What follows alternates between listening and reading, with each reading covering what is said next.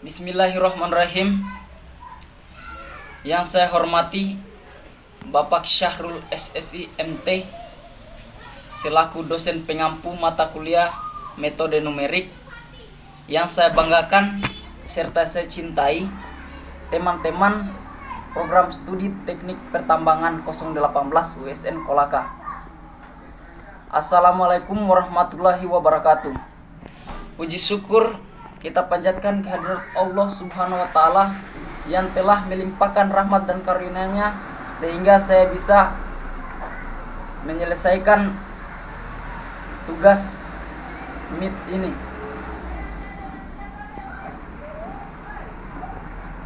Ya, baik, langsung saja. Mungkin sebelum saya memulai materinya, saya akan memperkenalkan diri dulu.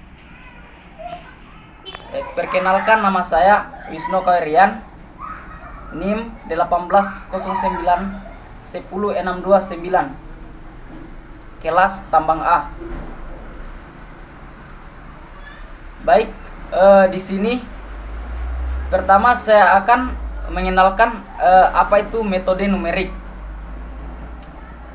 Jadi metode numerik merupakan teknik penyelesaian permasalahan yang diformulasikan secara matematis dengan menggunakan operasi hitungan aritmetik, yaitu operasi tambah, kurang, kali, dan bagi. Jadi sini ada yang dimaksud dengan formulasikan secara matematis. Jadi yang dimaksud dengan matematis ini artinya dia nilai yang sangat pasti dan tepat atau yang bersangkutan dengan matematika. Baik, slide selanjutnya yaitu di sini saya menjelaskan tentang kelebihan serta kekurangan mempelajari dalam metode numerik. Yaitu di sini poin pertama yaitu untuk kelebihannya, solusi permasalahan selalu dapat diperoleh. Jadi maksudnya solusinya dalam menyelesaikan persoalan ini mudah atau dapat diperoleh. Poin kedua yaitu dengan bantuan komputer perhitungan dapat dilakukan dengan cepat serta hasil yang diperoleh dapat dibuat sedekat mungkin dengan nilai sesungguhnya. Jadi metode numerik ini dia menggunakan bantuan komputer sehingga mudah diselesaikan begitu. Jadi lanjut ke poin ketiga, yaitu tampilan hasil perhitungan dapat disimulasikan. Artinya simulasi ini suatu proses peniruan dari suatu yang nyata beserta keadaan sekelilingnya. Adapun kekurangannya, poin pertamanya yaitu nilai yang diperoleh berupa pendekatan atau hampiran. Sedangkan yang poin kedua yaitu tanpa bantuan komputer proses perhitungan akan berlangsung lama dan berulang-ulang. Ya, ini adalah kekurangannya dari metode numerik, yaitu kalau dia tidak menggunakan bantuan komputer, maka proses pengerjaannya akan berlangsung lama. Sebenarnya kalau tidak menggunakan komputer juga bisa, tapi lama begitu, atau dapat dilakukan secara berulang-ulang. Ya, kemudian di slide selanjutnya di sini saya menjelaskan tentang manfaat bagaimana mempelajari metode numerik. Poin pertama yaitu mampu menangani sistem persamaan besar, ketak linearan, dan geometri yang rumit yang dalam masalah rekayasa tidak mungkin dipecahkan secara analitis. Yang kedua yaitu mengetahui secara singkat dan jelas teori matematika yang mendasari paket program. Dan manfaat selanjutnya yaitu mampu merancang program sendiri sesuai permasalahan yang dihadapi pada masalah rekayasa. Baik, slide selanjutnya. Di sini saya sudah masuk di pembahasannya, yaitu tentang penerapannya metode numerik dalam dunia pertambangan. Jadi di sini ada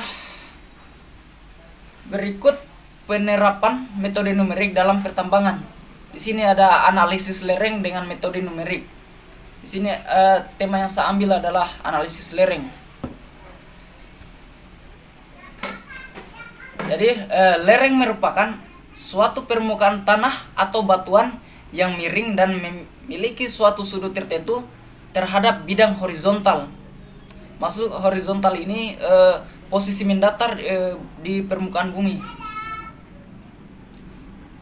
Yang kedua yaitu kemantapan stabilitas lereng merupakan suatu faktor yang sangat penting. Kemudian di sini ada prinsipnya untuk dari analisis lereng. Yang pertama yaitu tanah dan batuan dalam keadaan setimbang. Maksudnya di lereng pertama masih dalam keadaan setimbang. Setimbang ini artinya antara batu dan tanah dia sama berat. Kemudian distribusi tegangan tidak terganggu. Dan selanjutnya dilakukan penggalian, penimbunan, pengangkutan, erosi dan lain-lain.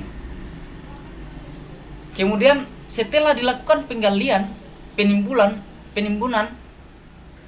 pengangkutan, erosi dan lain-lain, tanah dan batuan mencari keseimbangan baru sehingga terjadi yang namanya longsoran. Kemudian slide selanjutnya, persoalan kestabilan lereng merupakan salah satu persoalan yang sering dihadapi pekerjaan konstruksi dalam pertambangan maupun rekayasa sipil. Jadi untuk berbicara tentang kestabilan lereng ini bukan hanya bagian di pekerjaan di pertambangan, tetapi bagian di sipil juga. Slide selanjutnya yaitu faktor yang mempengaruhi kestabilan lereng. Yang pertama, sifat fisik atau bobot isi. Yang kedua, kuat geser, sudut geser dalam dan kohesi. Yang ketiga, faktor geologi, mayor dan minor discontinue. Faktor yang selanjutnya yaitu geometri lereng. Selanjutnya kondisi air tanah. Dan terakhir yaitu faktor-faktor luar, getaran akibat blasting. Blasting ini artinya peledakan. Jadi faktor peledakan juga dapat mempengaruhi kestabilan lereng. Kemudian beban alat mekanis yang beroperasi. Ya, kemudian slide selanjutnya. Di sini ada gambar dari suatu lereng. Sini ada namanya pit depth atau kedalaman lubang yang arah vertikal ini. Yang pit depth ini atau kedalaman lubang.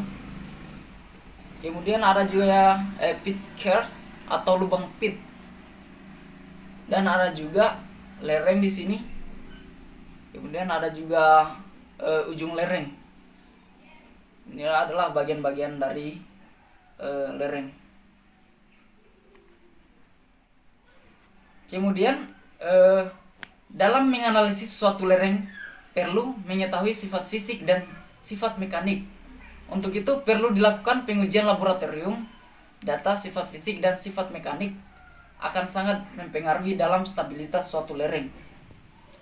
Ya, jadi sebelum kita menganalisis suatu lereng itu, kita harus mengetahui sifat fisiknya dulu dan sifat mekaniknya. Dan cara mengetahui sifat fisik dan sifat mekanik ini, kita perlu melakukan pengujian di laboratorium. Kemudian di sini longsoran yang terjadi pada tanah dan pasir umumnya adalah longsoran busur, sedangkan untuk batuan adalah longsoran bidang, longsoran baji, dan longsoran topling. Di sini yang dimaksud dengan longsoran bidang yaitu suatu longsoran batuan yang terjadi di sepanjang bidang luncur yang dianggap rata. Sedangkan kalau untuk longsor baji yaitu merupakan longsoran yang terjadi akibat suatu batuan terdapat lebih dari satu bidang lemah yang saling berpotongan. Dan longsoran topling atau longsoran guling ini terjadi pada batuan yang keras dan memiliki lereng yang terjal dengan bidang-bidang lemah yang tegak atau hampir tegak dan arahnya berlawanan dengan arah kemiringan lereng. Kemudian slide selanjutnya. Pada gambar ini memperlihatkan suatu kriteria keruntuhan berdasarkan kriteria Moore-Coulomb. Kekuatan gesek material menurut Moore-Coulomb terdiri dari dua komponen, yaitu kohesi dan sudut gesek dalam. Di sini pada gambar yaitu ada tegangan geser, tegangan normal, dan kohesi. Selanjutnya, numerical method. Metode konvensional hanya cocok digunakan untuk menganalisis lereng yang relatif sederhana. Untuk lereng dengan mekanisme keruntuhan yang cukup kompleks, lereng dengan material yang bersifat anisotropi, lereng yang mempunyai karakteristik tegangan, renggangan yang non-linear, metode konvensional tidak dapat memberikan hasil analisis yang memuaskan.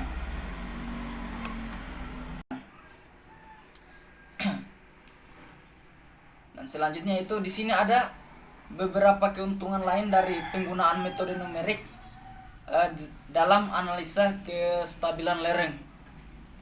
Di antaranya itu dapat digunakan untuk menganalisis lereng dengan mekanisme longsoran yang kompleks. Poin kedua yaitu kondisi tegangan dan renggangan yang ada pada lereng dapat dimasukkan dalam perhitungan kestabilan lereng.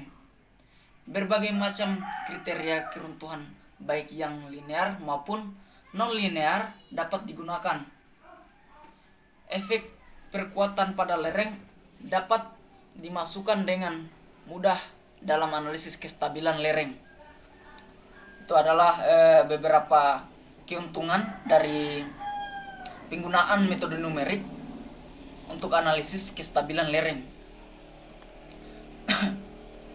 Kemudian di slide ini yaitu slide selanjutnya. Di sini secara garis besar terdapat dua pendekatan yang digunakan untuk menyelesaikan persoalan geokimia, yaitu maksud saya terdapat tiga. Yang pertama yaitu batuan atau tanah dianggap sebagai suatu massa yang kontinu atau menerus. Jadi kontinu itu menerus. Yang kedua yaitu batuan atau tanah dianggap sebagai suatu benda yang tidak kontinu atau tidak menerus. Jadi kebalikan dari kontinu dari yang pertama tadi. Kemudian yang terakhir metode hybrid atau campuran. Jadi campuran antara yang pertama dan kedua. Jadi maksudnya campuran yang kontinu dan discontinue yang dinamakan dengan metode hybrid. Kemudian slide selanjutnya. Di sini terdapat dua pendekatan yang umum digunakan dalam analisa kestabilan lereng dengan menggunakan metode elemen. Yaitu pertama metode pengurangan kekuatan geser. Yaitu di sini prinsip yang digunakan dalam metode ini yaitu kekuatan geser material nilainya dikurangi secara bertahap sampai terbentuk suatu mekanisme keruntuhan pada lereng. Pengurangan parameter kohesi dan sudut gesek dapat dinyatakan dengan persamaan berikut.